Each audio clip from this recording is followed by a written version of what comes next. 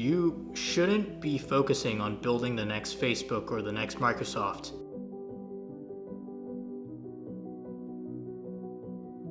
So 0 to 1.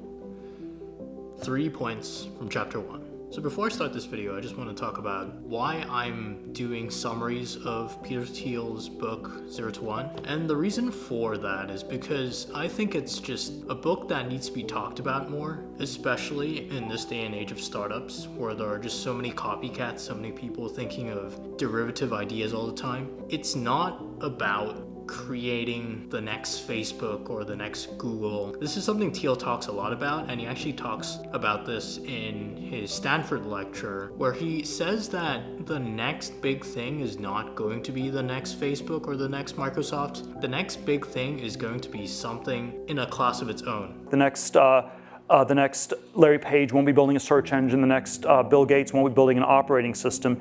And if you're copying these people, you're not learning from them. And that leads me to horizontal versus vertical progress. Horizontal progress is when you make more and more copies of the same thing and you find ways to make that process faster. You make that replicative process of duplicating what already exists faster. It's the conventional definition of productivity where you have fewer inputs for the same output or more output for the same inputs. So you're essentially making things at a faster rate. What Thiel refers to is that it's all about vertical progress that will get us to the next paradigm shift. It's about getting from 0 to 1. Think Henry Ford's automobile. Think about every single innovation that came about as a result of the Industrial Revolution, how productivity changes, like the spinning jetty, the cotton mill, how that completely changed our way of doing things and brought our productivity levels to extremely high levels. Not only that, but brought us into a new age of technology. So that's something that Thiel talks about a lot.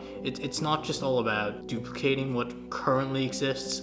It's about thinking of a different way of doing things. If you're starting a startup right now, are you just trying to replicate what currently exists? Or are you trying to create a new way of doing things? That's something that Peter Thiel questions in this book, whether it's all about horizontal progress or whether we should be investing in vertical progress. And his argument is that we should be investing in vertical progress because if horizontal progress is the only kind of progress we make in these next few decades, it's not going to be sustainable. That's his point.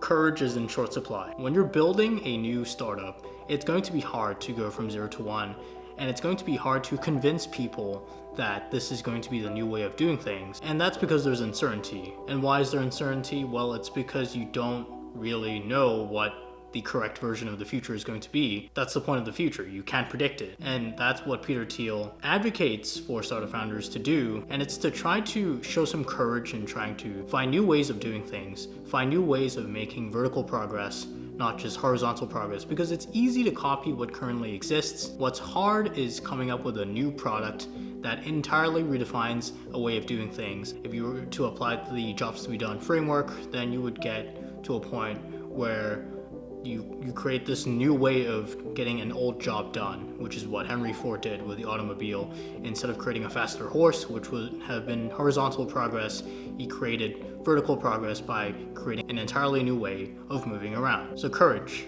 is what you need when you're trying to start a new venture, because it's going to be hard.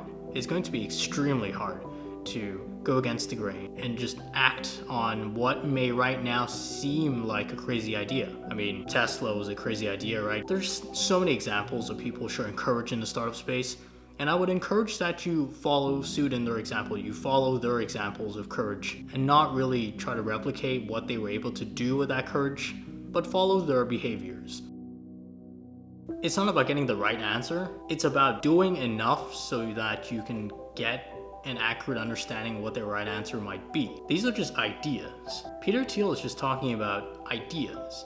Ideas that are worth nothing if you don't do anything, which actually relates to the point about courage being in short supply. When he talks about courage, it's not just about the courage to do something new, it's to act upon it and really go through that grueling process of creating something new. I mean, think about what Elon Musk had to go through when he was creating Tesla, how much naysaying there was around him, when he was creating SpaceX, when he was creating Solar City. It's that drive to act that will produce this new age of technology, this new age of innovation. It's not just ideas, it's going to be action. And as a startup founder, if you are a startup founder out there, just know that it's action that's going to drive your ideas forward. It's instrumental if you are to create products that will define the next age of technology. Those are just the 3 ideas that I got from chapter 1 of Peter Thiel's book, and I highly recommend it if you haven't started reading it already.